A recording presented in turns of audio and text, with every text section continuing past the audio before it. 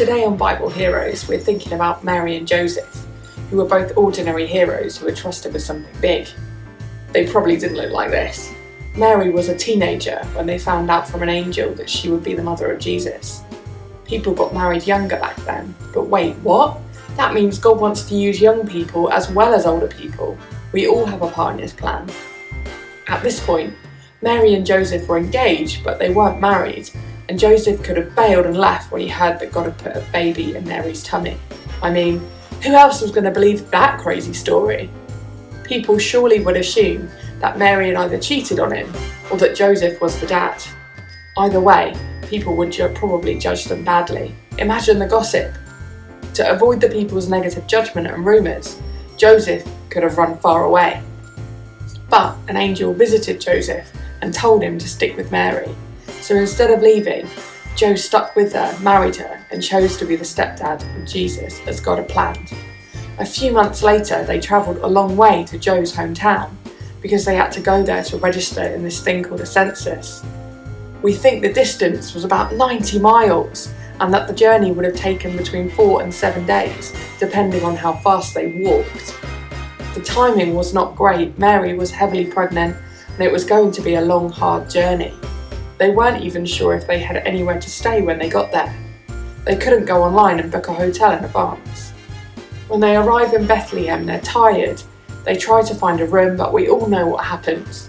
There's no room at any of the hotels, and nobody offers to let them stay in the spare room. Eventually, as a last resort, they are offered shelter with some animals. Next thing we know is that Jesus is born. Of all the places, in with the animals. The most important baby ever isn't born in a palace or a hospital or anywhere cosy or fit for a king, but in the lowest of places where the animals are kept, amongst the muck and the nasty smells.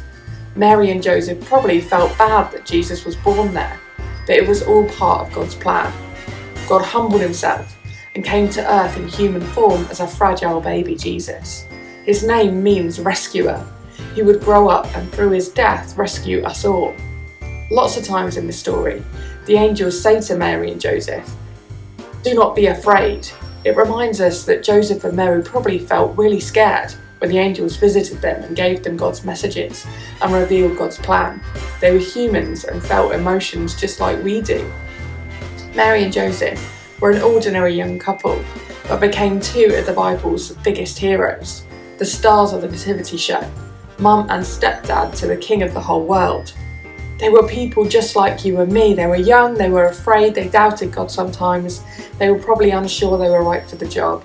They didn't always do the right thing, they weren't perfect, but God chose to use them anyway, because God really wants to use us too, to bring hope and joy and peace to the world.